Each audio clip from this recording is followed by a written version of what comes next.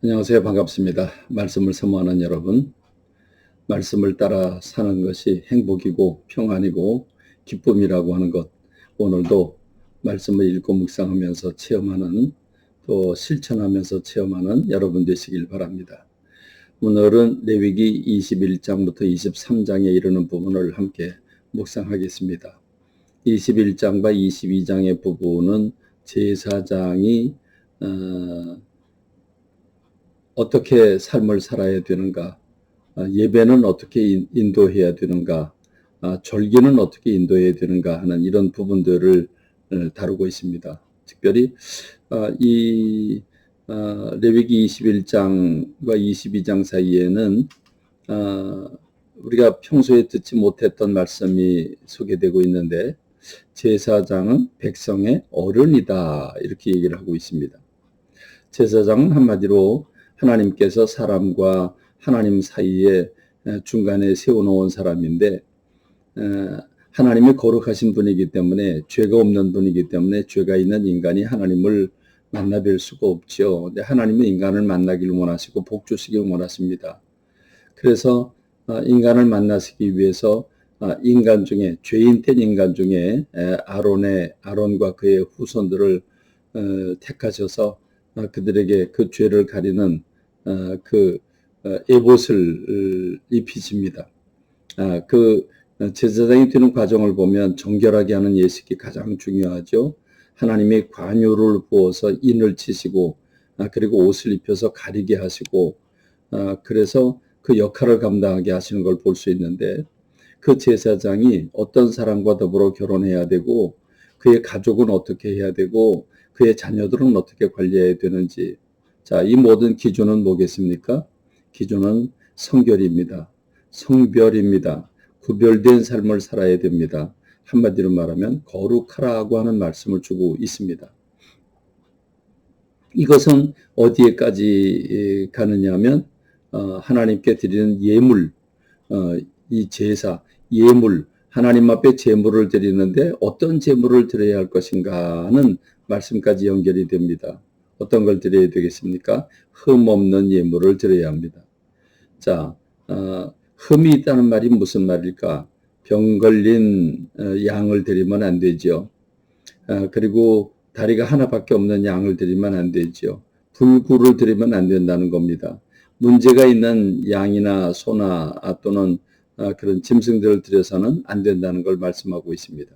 한마디로 말하면 온전한 흠이 없는 제물을 드려야 됩니다. 오늘 우리가 드리는 헌금이 그런 헌금이어야 된다는 거죠.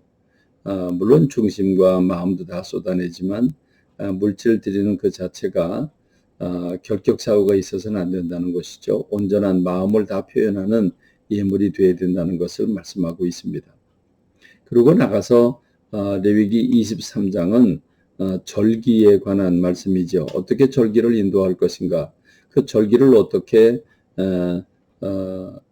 그 제사를 인도할 것인가 하는 부분인데, 절기는 3대 절기를 포함해서 전체 절기는 첫 번째는 안식일이 절기입니다. 여러분, 매주마다 지켜야 할 것은 하나님 앞에 와서 그 몸을 보이면서 하나님을 예배하는 이 안식일은 영원히 대대로 기억해야 할 절기라고 하는 것을 우리가 깨달아야 합니다. 더 나가서 유명한 3대 절기가 나오죠. 유월절, 백추절, 장막절입니다. 이 모든 절기는 기뻐하며 즐거워하며 감사하는 절기입니다. 해방을 감사하고 봄에 먹을 걸 주시고 가을과 겨울에 먹을 걸 주신 하나님 앞에 감사하면서 하나님 복 주심으로 말미암아 기뻐하는 절기, 그 절기들입니다. 이 절기는 감사가 기본이고 기쁨이 기본입니다.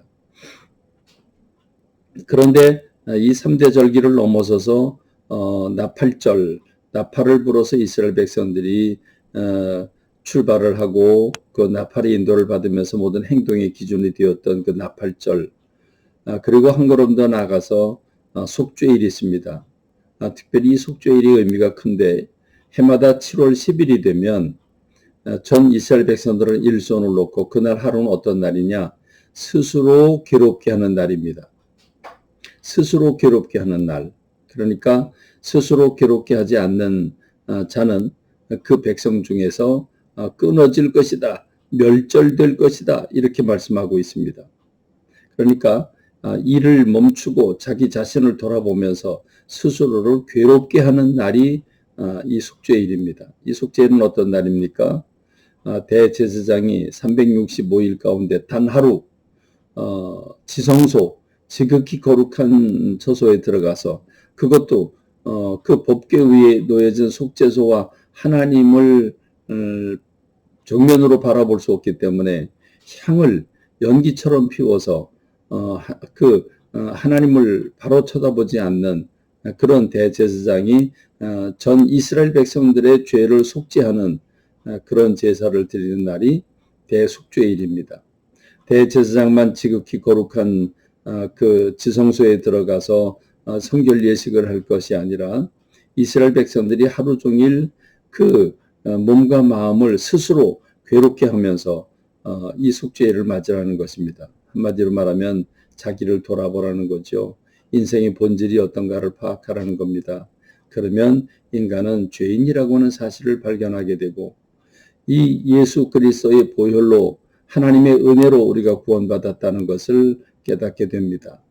누구도 다른 사람을 비판할 자격이 없고 정죄하거나 싸우거나 다투어야 할 그 본질이 아니라고 하는 것을 깨우쳐 주고 있는 거지요.